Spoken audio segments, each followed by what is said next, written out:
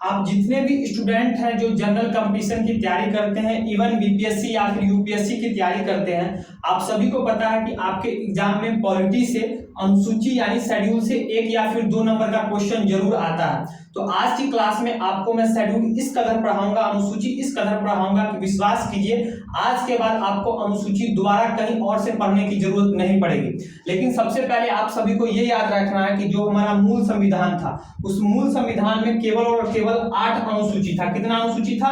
8 अनुसूची था। लेकिन वर्तमान में हमारे संविधान में 12 अनुसूची है, यानी 4 अनुसूची बाद में ऐड हुआ है। तो 8 + 4 = 12। ये 4 कैसे इसमें जुड़ा है, 4 अनुसूची कैसे जुड़ा है, आगे जब मैं आपको पढ़ाऊंगा तो उसमें मैं अभी क्लास में आपको बताऊंगा। तो ये हमारा हो गया प्रथम अनुसूची। प्रथम अनुसूची में हमारे भारत के जितने भी राज्य हैं, जितने भी केंद्र शासित प्रदेश हैं, उन सभी राज्यों और केंद्र शासित प्रदेश का नाम, उस केंद्र शासित प्रदेश और राज्य का सीमा कहां से कहां तक है, इसके बारे में जो चर्चा है वो प्रथम अनुसूची में किया गया है। कहने का मतलब हो गया कि वर्तमान में हमारे जितने भी राज्य हैं, चाहे राजस्थान हो गया, उत्तर प्रदेश हो गया, मध्य प्रदेश हो गया, इस राजस्थान का नाम राजस्थान है, तो ऑफिशियली इसको हम कहां देखेंगे? तो हम आपको प्रथम अनुसूची में जाके देखेंगे कि भैया यहाँ पर एक राजस्थान नाम का राज्य है, और इस राजस्थान का सीमा कहां से कहां तक है। तो ये हमको कैसे पता चलेगा? ये पता करने के लिए भी हमको प्रथम अनुसूची में जाना होगा कि राजस्थान का सीमा उत्तर में आपको हरियाणा को टच कर रहा है, दक्षिण में आपको गुजरात को टच कर रहा है, मध्य प्रदेश को टच कर रहा है। तो इसका सीमा भी देखना होगा, अगर किसी राज्य का सीमा कहां से कहां तक है या फिर केंद्र शासित प्रदेश का सीमा कहां से कहां तक है, ये सभी चीजें हम लोग को प्रथम अनुसूची में देखने को मिलेगा। तो प्रथम अनुसूची क्या कहता है कि भारत के जितने भी राज्य हैं प्लस में जितने भी केंद्र शासित प्रदेश हैं, उन सभी का नाम और उन सभी का सीमा कहां से कहां तक है, ये सब की चर्चा कहां किया गया है? तो प्रथम अनुसूची में किया गया है। ठीक है, आपको घबराना नहीं है। एंड में आपको मैं आज क्लास में याद करके दिखाऊंगा कि कैसे याद होता है 12 का 12 अनुसूची। नेक्स्ट अनुसूची देखिए, दूसरी अनुसूची क्या कहता है? दूसरी अनुसूची में हमारे जो भारत के जो भी राष्ट्रपति है यानी प्रेसिडेंट है, उपराष्ट्रपति है, उसके बाद हमारे जो आपको जो सुप्रीम कोर्ट के जो न्यायाधीश हैं, आपको हाई कोर्ट के न्यायाधीश हैं, उसके बाद CAG controller and auditor general of India, इन सभी के वेतन एवं भत्ते के बारे में चर्चा किया गया कि इनको वेतन कितना मिलेगा, इनको भत्ता कितना मिलेगा, ये सभी का चर्चा जो है आपको किसमें किया गया है? तो दूसरी अनुसूची में किया गया। किसका किसका? जैसे कि राष्ट्रपति हो गया, प्लस में उपराष्ट्रपति हो गया, उसके बाद हमको सुप्रीम कोर्ट के जो जज हो गए, उसके बाद हाई कोर्ट के जो जज हो गए, ये सभी का जो है सुप्रीम कोर्ट, हाई कोर्ट, इन सभी को जितना वेतन एवं भत्ता मिलता है, ये सभी का चर्चा जो है आपको दूसरी अनुसूची में किया गया है। बात समझिए। अब आइए हमारे तीसरा अनुसूची।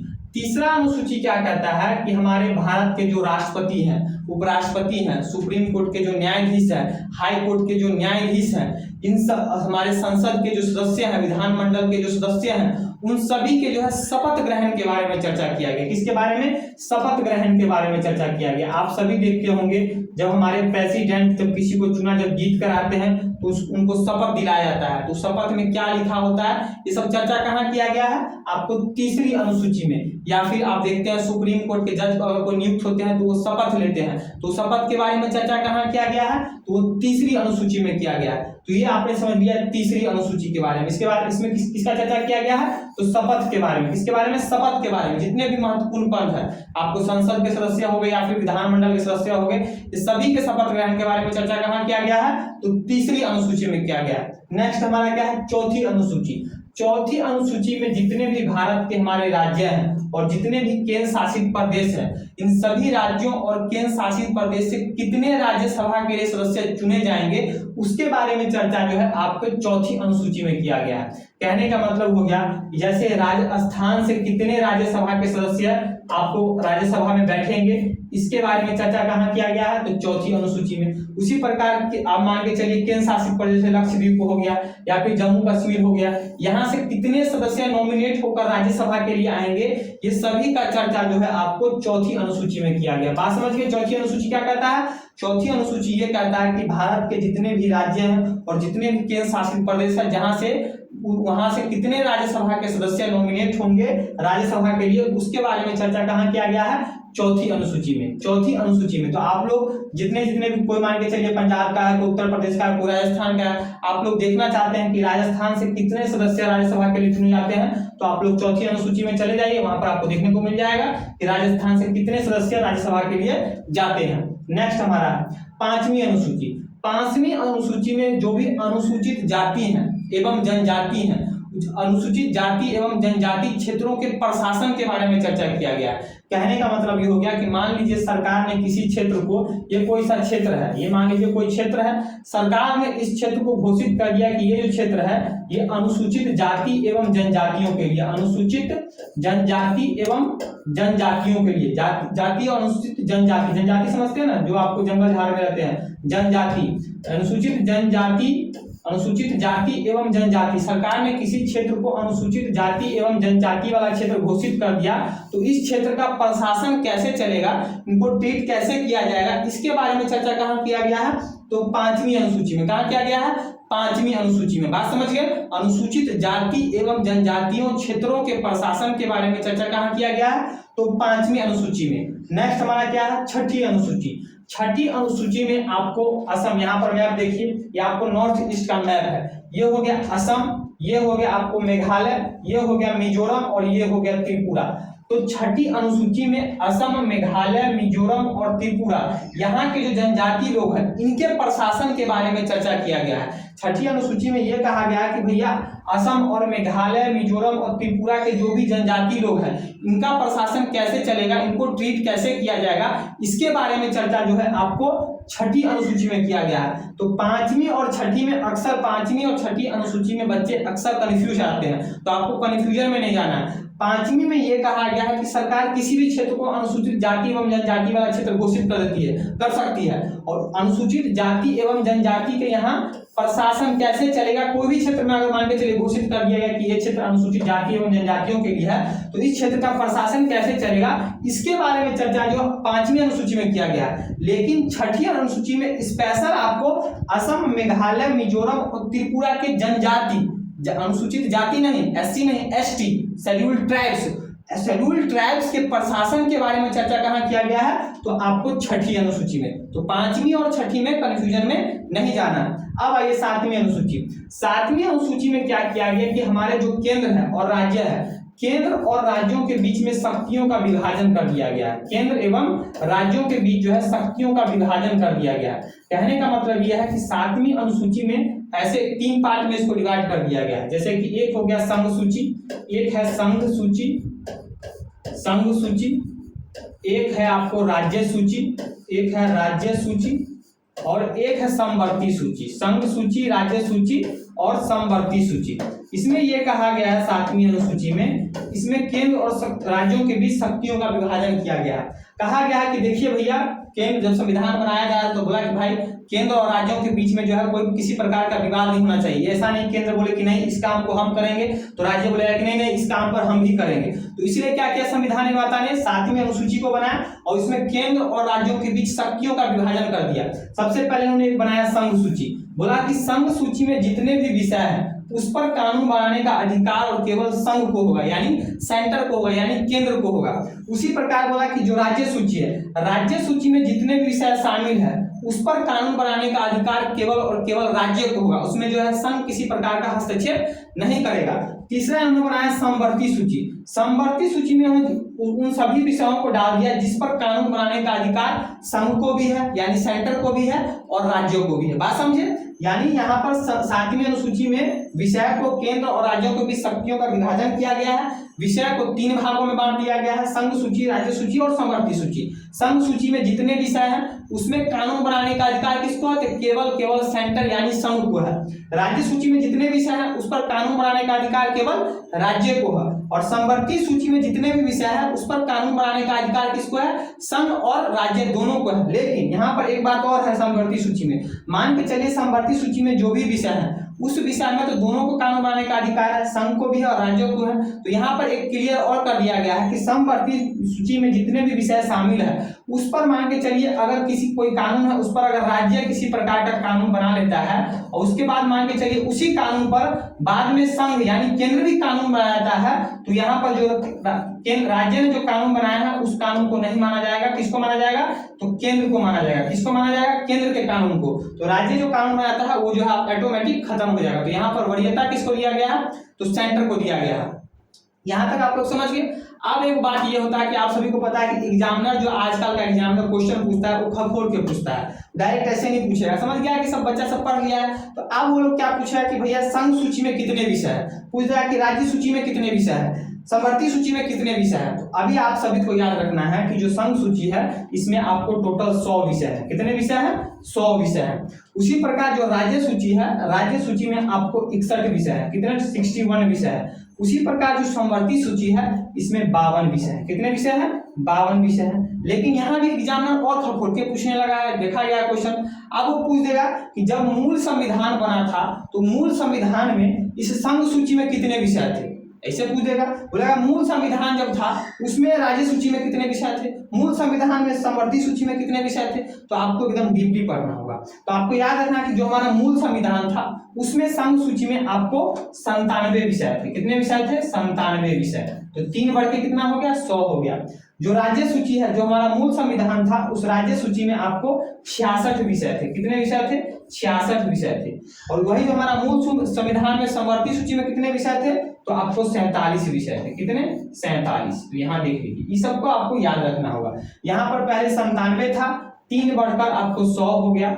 यहाँ पर पहले आपको 66 था मूल संविधान में, राज्य सूची में 5 घटकर 61 हो गया। यहाँ पर आपको पहले 47 था समवर्ती सूची में, आपको जो है 5 बढ़कर 47 3 50 52, 5 बढ़ के जो है 52 हो गया। तो ये आपको जो है डेटा याद रखना होगा। ये हो गया हमारा 7वीं अनुसूची, एकदम टनाटन हो गया। अब आइए 8वीं अनुसूची। 8वीं अनुसूची में हमारे संविधान में जितने भी भाषा को मान्यता प्राप्त है, आधिकारिक रूप से उस भाषा को मान्यता प्राप्त है, उस भाषाओं के बारे में चर्चा किया गया है। तो आपको याद रखना है अभी हमारे 8वीं अनुसूची में कुल 22 भाषाओं को मान्यता प्राप्त है। कितने? 22 भाषाओं को मान्यता प्राप्त है। लेकिन आप सभी को याद रखना पड़ेगा कि जो हमारा मूल संविधान बना था उस समय इस 8वीं अनुसूची में केवल और केवल 14 भाषाओं को मान्यता प्राप्त था। कितने? 14 भाषाओं को। तो अभी कितना है? 22 है। यानी कि इसमें 8 भाषा और ऐड हुआ है। तो 14 + 8, 14 + 8। तो आप सभी को मैंने बताया कि एग्जामिनर आप खखोल के क्वेश्चन पूछता है। तो अब वो पूछेगा कि 14 के बाद जो भाषा जुड़ा है, जो 8 भाषा जुड़ा है, ये कब जुड़ा है, किस संशोधन जुड़ा है, ये सब पूछा। कौन सा भाषा जुड़ा है, तो ये सब मैं आपको बताता हूँ। तो आप सभी को याद रखना कि पहले 8वीं अनुसूची में टोटल 22 विषय है, लेकिन मूल संविधान में कितने थे? 14 थे। अब जो हमारा 15वां जो भाषा जुड़ा सबसे पहला, वो आपको 21वां संविधान संशोधन द्वारा जो जुड़ा था। 21वां संविधान संशोधन, 21वां संशोधन द्वारा जो है 15वां भाषा जुड़ा था। वो भाषा कौन सा था, वो लैंग्वेज कौन सा था? तो वो लैंग्वेज जो आपको था वो सिंधी था। कौन सा था? सिंधी। सिंधी को जो है आपको 21वां संविधान संशोधन द्वारा जो है 8वीं अनुसूची में जोड़ा गया था। उसके बाद हम बात करें तो आपको यहाँ पर हो गया 1992 में, 1992 में 71वां संविधान संशोधन। कौन सा? 71वां संविधान संशोधन द्वारा जो है 3 लैंग्वेज को जोड़ा गया। कौन कौन सा? कोंकणी, मणिपुरी और नेपाली। कोंकणी, मणिपुरी और नेपाली। कोंकणी, मणिपुरी, नेपाली। बात समझे? उसके बाद फिर आगे आते हैं। फिर आपको आता है 2003 का समय। 2003 में 92वां संविधान संशोधन द्वारा, 92वां संविधान संशोधन द्वारा 4 लैंग्वेज को जोड़ा जाता है। कौन कौन सा? BDMS मतलब बोडो, डोगरी, मैथिली और संथाली। बात समझे? तो ये देखिए पहले 14 था, यहाँ पर एक जोड़ता है 21वां संविधान संशोधन द्वारा सिंधी, 15 हो गया। फिर 1992 में 71वां संविधान संशोधन द्वारा 3 कोंकणी, मणिपुरी, नेपाली, तो 5 हो गया। बचा कितना? अब 3 4 हो गया, 4 और बचा। 2003 में 52वां संविधान संशोधन द्वारा, 92वें संविधान संशोधन द्वारा BDMS बोडो, डोगरी, मैथिली, संथाली। तो अभी 8वीं अनुसूची में कितने विषय हैं, कितने भाषा है? तो 22 भाषा। कितने? 22। अब आइए 9वीं अनुसूची। तो अब मैंने आपको पहले क्या बताया था शुरुआत में कि हमारे मूल संविधान में केवल और केवल 8 अनुसूची थी। तो यह हो गया 8 अनुसूची खत्म। तो बाद में 4 जुड़ा है, यानी 9वां से स्टार्ट हुआ। तो अब देखिए 9वां अनुसूची को। जो 9वां अनुसूची है इसको आपको प्रथम संविधान संशोधन द्वारा 1951 में जोड़ा गया था। कब जोड़ा गया था? 1951 में प्रथम संविधान संशोधन द्वारा जोड़ा गया था। और उसमें इसमें जितने भी विषय को डाला गया था उस विषय पर कहा गया था कि उसकी न्यायिक समीक्षा नहीं हो सकती है, यानी उसको हम जो है न्यायालय में चुनौती नहीं दे सकते हैं। न्यायालय में चुनौती समीक्षा नहीं हो सकता है, यानी इसको न्यायालय में चुनौती नहीं दे सकते हैं। इसमें अभी इस 9वीं अनुसूची में अभी आपको जो है लमसम जो है 279 के लमसम विषय शामिल है। कितने? 279 के लमसम इसमें विषय शामिल है। अब आपको एक बात याद रखना है कि भैया 9वीं अनुसूची में 1951 में इसमें समीक्षा नहीं की जा सकती है। तो आपको मन में एक क्वेश्चन ये आया कि भैया इसमें समीक्षा तो की नहीं जा सकती है, तो मान के चलिए सरकार जो है किसी प्रकार का कानून इसमें घुसा देगा, किसी प्रकार का कानून बनाता है जो जनता के हित में नहीं होगा और उस कानून को उठा के इस 9वीं अनुसूची में डाल देगा, तो भैया उसको इसमें कहा गया है कि इसकी न्यायिक समीक्षा नहीं की जा सकती है। तो भैया ये तो आपको तानाशाह वाला बात होगा कि कोई भी कानून बना दो जो जनता के हित में नहीं है, उस कानून को उठा के 9वीं अनुसूची में डाल दो और उसकी न्यायिक समीक्षा नहीं की जा सकती है। तो ये तो भैया तानाशाह वाला बात हो गया। तब जाके आपको सुप्रीम कोर्ट का दिमाग खुलता है 2007 में। 2007 में सुप्रीम कोर्ट का दिमाग खुलता है। बोलते हैं भैया अप्रैल 1975 के बाद जितने विषय शामिल, जितने भी कानून को इस 9वीं अनुसूची में शामिल किया गया है, उन सभी कानून को न्यायालय में चुनौती दिया जा सकता है। बात समझे? ये आपको डीपली पढ़ना होगा। डायरेक्ट 9वीं अनुसूची में ये नहीं पढ़ना होगा कि भैया 9वीं अनुसूची में कब जोड़ा गया, तो 1951 में संशोधन करके जोड़ा गया। बेसिकली इसमें क्या क्वेश्चन पूछता है, तो इसमें भूमि सुधार से कानून को शामिल किया गया था। किससे? भूमि सुधार से कानून, जमींदारी प्रथा को खत्म करने के लिए भूमि सुधार से कानून को शामिल किया गया था। लेकिन क्वेश्चन ये पूछता है कि भैया न्यायालय ने कब कहा था कि जो है इसमें जो जितने भी कानून शामिल है उसको जो है न्यायिक समीक्षा की जा सकती है। तो अप्रैल 1975 के बाद जितने भी कानून शामिल है उसकी न्यायिक समीक्षा की जा सकती है। ये हो गया 9वीं अनुसूची। अब आइए 10वां अनुसूची। जो 10वां अनुसूची है इसको 52वां संविधान संशोधन द्वारा 1985 में जोड़ा गया था। राजीव गांधी प्रधानमंत्री थे। 10वीं अनुसूची 52वां संविधान संशोधन द्वारा 1985 में जोड़ा गया था। इसमें क्या है, जो दल बदल से जो भी कानून है, दल बदल का जो कानून है, उस दल बदल कानून के बारे में चर्चा जो है इस 10वीं अनुसूची में किया गया है। यानी संसद के सदस्य हैं, जो विधानमंडल के सदस्य हैं, वो जो सदस्यों को जो दल बदल के जो भी कानून लगते हैं उस कानून के बारे में चर्चा जो है आपको 10वीं अनुसूची में किया गया है। किसमें किया गया है? तो 10वीं अनुसूची में किया गया है। बात समझे? ये हो गया 10वीं अनुसूची। अब आता है 11वीं अनुसूची।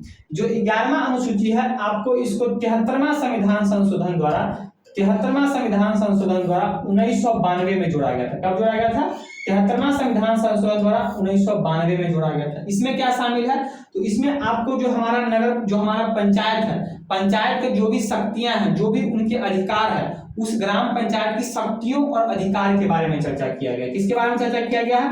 जो ग्राम पंचायत की जितनी भी शक्तियां, जितने भी उनके अधिकार हैं, उन सभी के बारे में चर्चा कहाँ किया गया है, तो उसकी चर्चा जो है आपको 11वीं अनुसूची में किया गया। लेकिन विडंबना कहिए कि हमारे जो भी पंचायत के मुखिया सरपंच होते हैं उनको खुद ही पता नहीं होता कि उनके अधिकार, उनके जो कानून क्या क्या है, उनके अधिकार किस विषय पर कानून बना सकते हैं, तो सभी का चर्चा कहाँ किया गया है? तो 11वीं अनुसूची में। अब आइए 12वां अनुसूची। जो 12वां अनुसूची है इसको आपको 74वां संविधान संशोधन द्वारा 1992 में जोड़ा गया था। 74वां संविधान संशोधन द्वारा 1992 में जोड़ा गया था। इसमें आपको जो है नगर पालिकाओं की शक्तियों के बारे में चर्चा किया गया। इसके जो नगर पालिका होते हैं, शहर सब में नगर पालिका, तो नगर पालिका की शक्तियों एवं उनके अधिकार के बारे में चर्चा किया गया। बात समझिए? ये आपको याद रखना होगा। 11वां और 12वां में कंफ्यूजन नहीं होना है। ये मैंने आपको 12 का 12 अनुसूची समझा दी। अब मैं आपको 12 के 12 अनुसूची कैसे याद रखना है उसको मैं आपको 2 मिनट में समझाता हूँ। ठीक है, देखिए प्रथम अनुसूची से स्टार्ट करते हैं। ठीक है, प्रथम अनुसूची, ये देखिए प्रथम अनुसूची, ये हो गया प्रथम अनुसूची। तो प्रथम अनुसूची क्या कहता है कि भारत के जितने भी राज्य हैं, जितने भी केंद्र शासित प्रदेश हैं, उन सभी राज्यों और केंद्र शासित प्रदेशों के नाम, उनकी सीमा कहां से कहां तक है, इसका चर्चा कहां किया गया? तो प्रथम अनुसूची में। ये तो आप जब भी प्रथम खोलेंगे तो प्रथम में जो है ये आपको याद ही रहेगा, इसमें आपको किसी प्रकार का कोई खास खजोट नहीं होने वाला।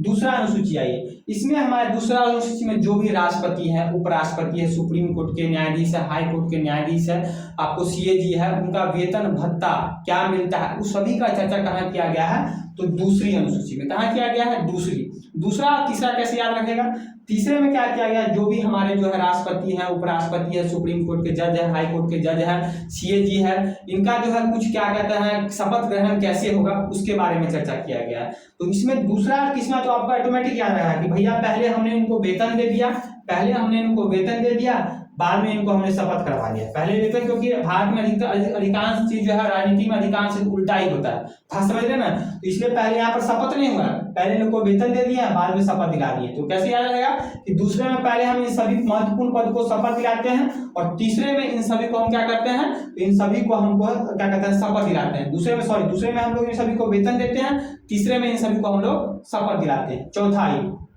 चौथा में कैसे, जितने भी राज्य हैं, जितने भी केंद्र शासित प्रदेश है, उन राज्यों केंद्र शासित प्रदेश से कितने सदस्य राज्यसभा के लिए जाएंगे उस सभी का चर्चा कहाँ किया गया है, तो चौथी अनुसूची में। तो पहला, दूसरा, तीसरा, चौथा, ये सभी को आपको पहले ठीक से याद करना है।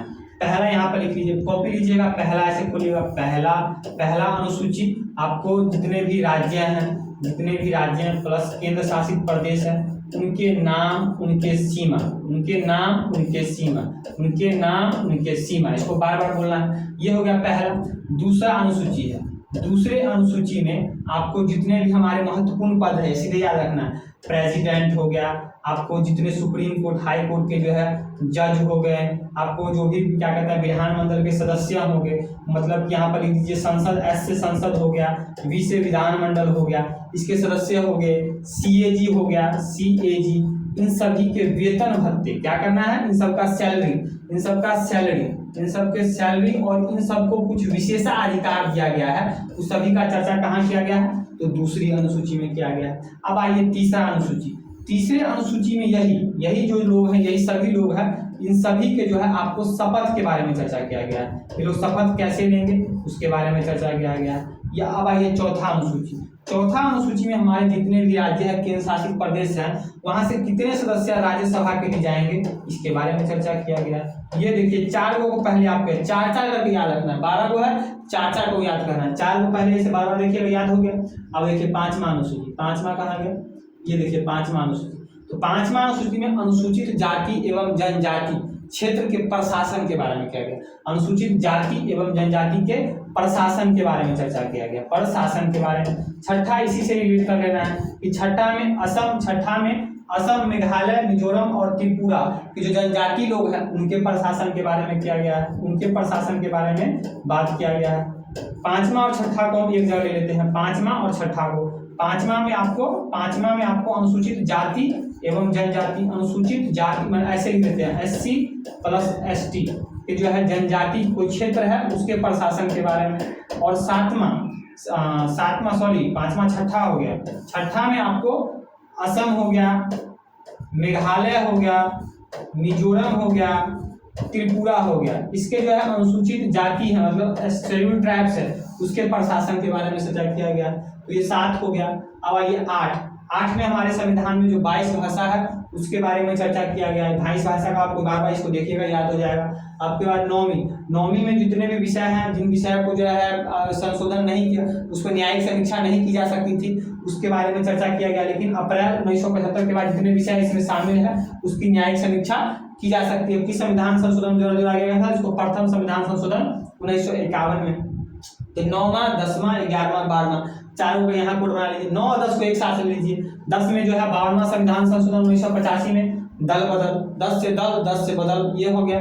11वां में आपको पंचायत का जो भी शक्तियां अधिकार है उसके बारे में चर्चा किया गया है। 73वां संविधान संशोधन 1992 और 12वां में आपको 74वां संविधान संशोधन 1992, इसमें नगर पालिका की शक्ति और अधिकार के बारे में चर्चा किया गया। तो 11 और 12 एक साथ हो गया, 9 और 10 एक साथ हो गया, और 6 और 5 एक साथ हो गया, और उधर के 4 जो है एक साथ हो गए। तो कितना आसान है, इसको क्या है इसमें कष्ट, क्या खजूट हो, किसी प्रकार का खजूट नहीं होना चाहिए आप सभी को।